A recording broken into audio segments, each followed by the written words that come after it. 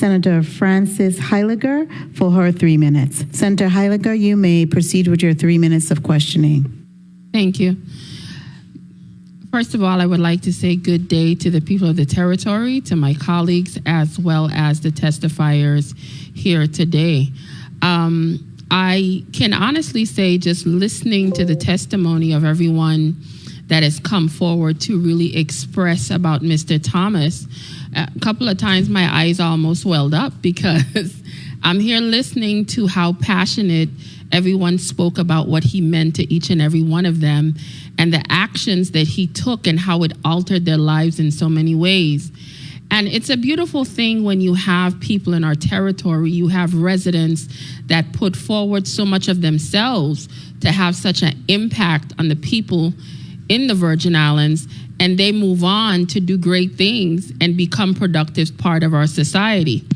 And as I listened to Mr. Thomas speak about his father, and I Pastor Barnes speak about all the things that she did from a child up until even through college and the Cinderella tournament and all of these things, I said, wow, you would have never known a lot of things that people have been doing and how impactful they are in people's lives. You know, sometimes we come to the legislature and we have these resolutions and we have these things to really just honor people, but it's when you get the opportunity to hear how they have changed the lives of people, that's when you really start to appreciate what Virgin Islanders really are.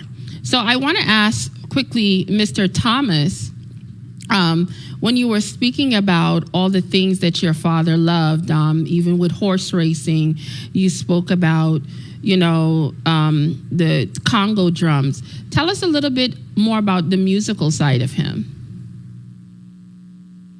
But he definitely came from a musical family. The Thomas family has a strong musical background. Mm-hmm. My dad was I mean, from the time I was young, he loved salsa music, so I would always hear him playing the conga drums, and you know, to me he was a percussionist.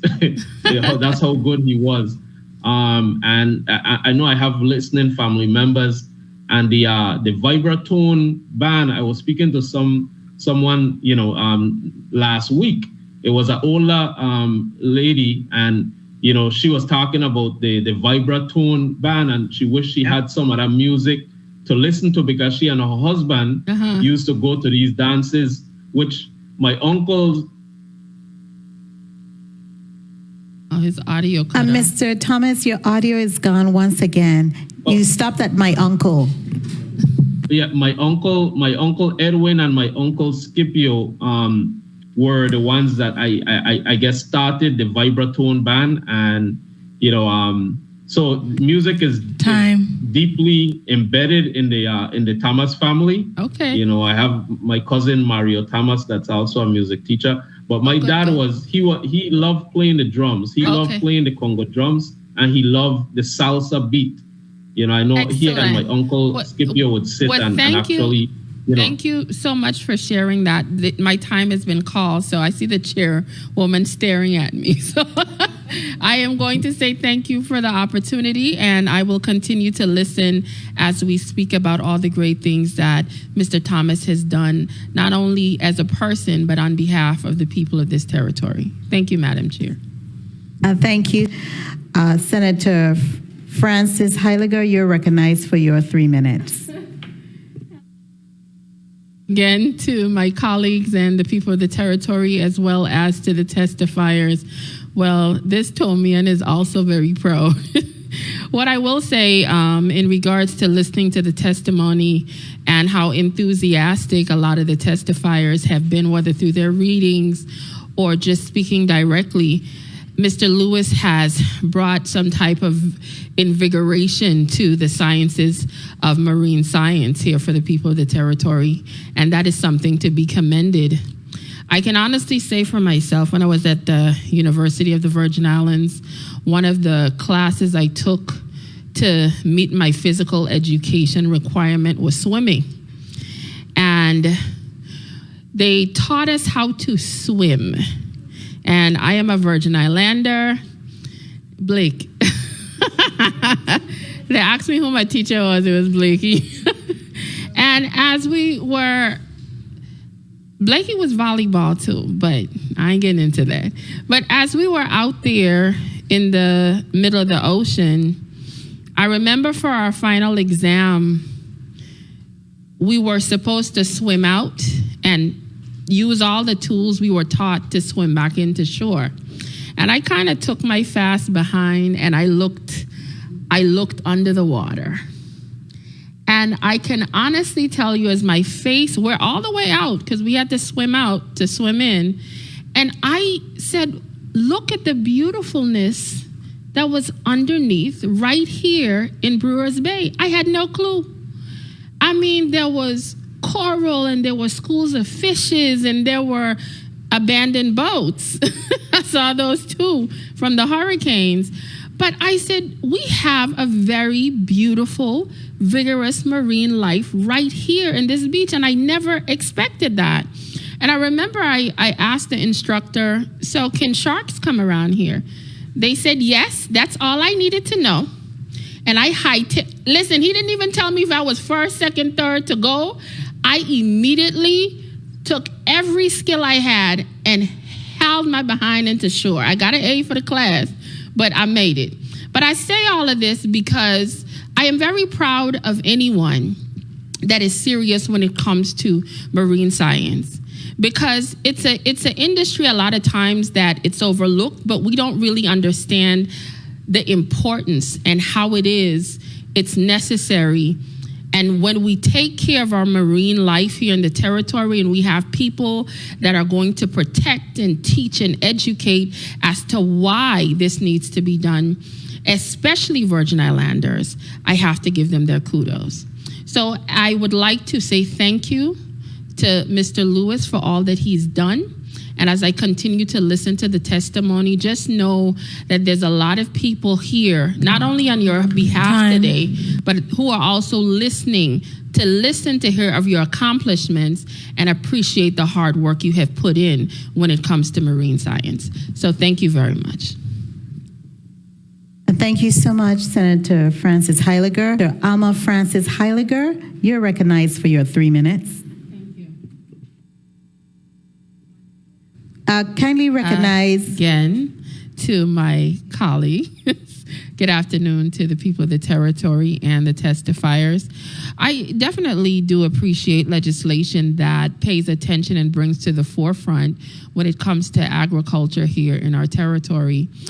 Taking the time out to commend the Agriculture and Food Fair Board of Directors for all of the hard work that they've done over the years. I have to say anything to do with agriculture will always get my support.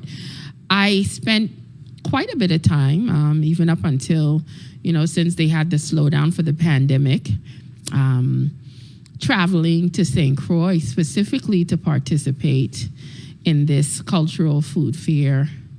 And I have to say I enjoyed it.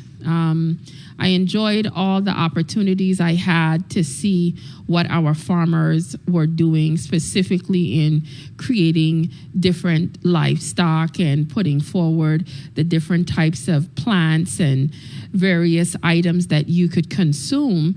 But I was very proud of the fact that they were doing it. I think in our society, unless something major happens to us, I don't think we are, in my opinion, fully grasping how important agriculture is and how important it is to the people of this territory. I think when you have an entire agency dedicated to agriculture, in my opinion, we need to be pushing a little bit more to make sure that not only the agency, but the farmers and the individuals that are really trying to push agriculture should get all the necessary resources that they need in order to build this industry up. Whether you are a fisherman or you deal with livestock, whether you are dealing with organic items, egg farming, I come from an agricultural background. I am married to a farmer, so I fully understand the aspect of agriculture. But as an elective representative, I think we as a body need to do a lot more, in my opinion, to really bring forward and put our money and the people's money where our mouth is, to make sure that agriculture is really, really a stronghold in this community. I don't ever want to be in a situation where we have to deal with unfortunate hurricanes and stuff, and we don't have the resources to be able to come in here at any given moment, that we cannot sustain ourselves. And I think that has always been a concern for me. And anything that I could do as a representative, I'm sure my colleagues would be in support of, to make sure that we put agriculture to the forefront. This is not a joke. We can no longer play with this, in my opinion. So I applaud my colleague for taking the time out to celebrate agriculture here in our territory. But I also would look to this body and anybody in the future to make sure that we do what we have to do to make sure that agriculture and the resources are funded in a way to make sure that this becomes a normal part of our lives here in the territory, in providing the necessary items through the animals, through food, through plants, or whatever it is we have to grow or we want to push. I am a full supporter and believer in it. So thanks to my colleague, I definitely support this piece of legislation. Thank you so much.